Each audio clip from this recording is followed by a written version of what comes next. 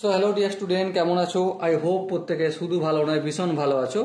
স্ক্রিনের ওপর একটা প্রশ্ন দেখা যাচ্ছে, তাই না? লাভ ও ক্ষতি চ্যাপ্টার। এই প্রশ্নটা কি বলেছে, প্রথমে আমরা মন দিয়ে পড়বো, বুঝবো, তারপর অঙ্কটা প্র্যাকটিস করব। ওকে, কি বলেছে দেখো। এক ব্যক্তি একটি দ্রব্য ক্রয় মূল্যের ওপর 10% লাভে বিক্রয় করে। বেশ, দ্রব্যটি বিক্রয় করে বিক্রয় মূল্যের উপর লাভ হয়েছে। Option A, B, C, D, চারটা অপশন আছে। দেখো, আমরা ধরে নিচ্ছি ক্রয় মূল্য কি, ক্রয় মূল্য ধরে নিচ্ছি আমরা x টাকা। বলো কার আপত্তি আছে? আই হোপ আপত্তি থাকার কথা নয়।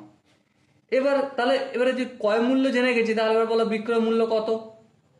বিক্রয় মূল্য, তাহলে অবভিয়াসলি বিক্রয় মূল্য হচ্ছে ক্রয় মূল্য প্লাস, যেহেতু লাভ হয়েছে বিক্রয় মূল্য হবে ক্রয় মূল্য প্লাস ক্রয় মূল্যের উপর কত পার্সেন্ট লাভ? 10%। তাহলে এক্স এর 10% যোগ হবে। হ্যাঁ ঠিক। এটাকে যদি আমরা ক্যালকুলেশন করি কি পাবো? এক্স প্লাস এক্স ইন্টু 10 আপন 100। আর একটু যদি ক্যালকুলেশন করি 110 এক্স আপন 100। এই জিরো কেটে গেল। সো কি পেলাম আমি? 11x আপন 10। এটা কি পেলাম আমরা? বিক্রয় মূল্য। আই হোপ এখানে ক্যালকুলেশনটা ভগ্নাংশে যোগ বিয়োগ করেছি, আই হোপ তোমরা করতে পারবে। এটা ধরেই আমি করলাম। ওকে, তাহলে দেখো এটা ক্রয় মূল্য হয়েছিল, এটা বিক্রয় মূল্য হলো। আচ্ছা, এবার একটা কথা বলো, আমাকে কি তুলনা করতে বলেছে? বিক্রয় মূল্যের উপর তুলনা করতে বলেছে। হ্যাঁ, তাহলে প্রথমে আমি এরকম একটা দাগ টানবো ডিভাইডেড। এখানটায় কি লিখবো? এখানটায় কি লিখবো বলো? এখানটা লিখবো যার সাথে তুলনা করা হচ্ছে। কার সাথে তুলনা করা হচ্ছে? বিক্রয় মূল্যের সাথে। তাহলে এই 11x আপন 10 লিখে দিলাম বিক্রয় মূল্য। ওকে, এবারে এখানটা কি লিখবো? এখানটা লিখবো লাভ বা প্রফিট। সো লাভটা কত হয়েছে? লাভটা হয়েছে দেখো, বিক্রি যদি 11x আপন 10 টাকায় করে আর কেনে যদি x টাকা, দুজনের মধ্যে ডিফারেন্সটাই আমার লাভ। হ্যাঁ ঠিক। ক্যালকুলেশন যদি করি 10 হবে, 10কে 10 দিয়ে ভাগ করলে 1, 1কে 11x দিয়ে গুণ করলে 11x মাইনাস এই 10 দিয়ে এই মাইনাস x গুণ হয়ে যাবে মাইনাস 10x। আর একটু যদি ক্যালকুলেশন করি x আপন 10, তাহলে এটা লাভ হয়েছে, তাই তো নাকি? হ্যাঁ ঠিক। তাহলে লাভটা কোথায় লিখবো? উপরে লিখবো x বাই 10। এটা ছিল নিউমেরিক্যাল ভ্যালু লাভের, আর এটা লাভের কি ভ্যালু? এটা লাভের হচ্ছে ফ্র্যাকশনাল ভ্যালু। এই ফ্র্যাকশনাল ভ্যালু বা ভগ্নাংশের ভ্যালুটা একটু ক্যালকুলেশন যদি করি x আপন 10 হবে। আর এই বড় করে যে ভাগ চিহ্ন, এটাকে গুণ চিহ্ন দিলাম। অবভিয়াসলি ভুল করেছি। তাহলে ঠিক করতে গেলে কি করতে হবে? এখানে লবটা হর করব, হরটা লব করব। তাহলে 10 আপন 11x হয়ে যাবে। হ্যাঁ ঠিক।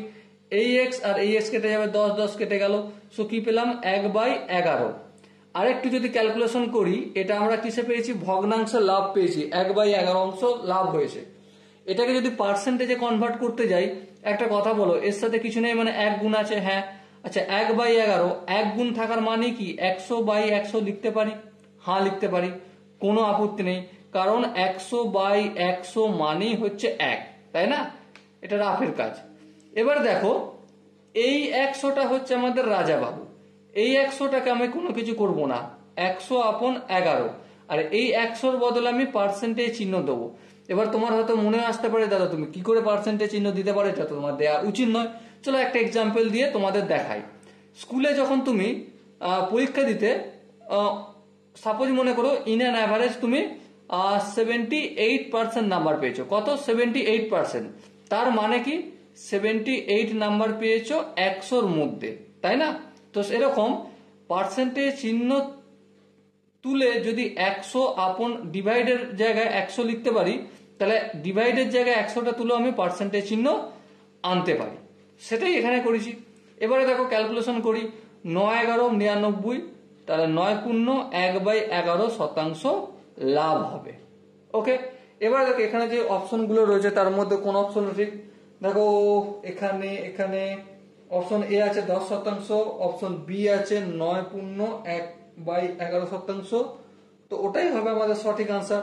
তাহলে option B is the right answer. Okay, I hope প্রত্যেকে এই কোশ্চেনের কনসেপ্টটা বোঝা গেছে। যদি কোনো জায়গায় কনসেপ্ট বুঝতে অসুবিধা হয়, ডাউট আসে, তো একটাই কাজ করতে হবে, কমেন্ট সেকশন রয়েছে, কমেন্টে জানাতে হবে।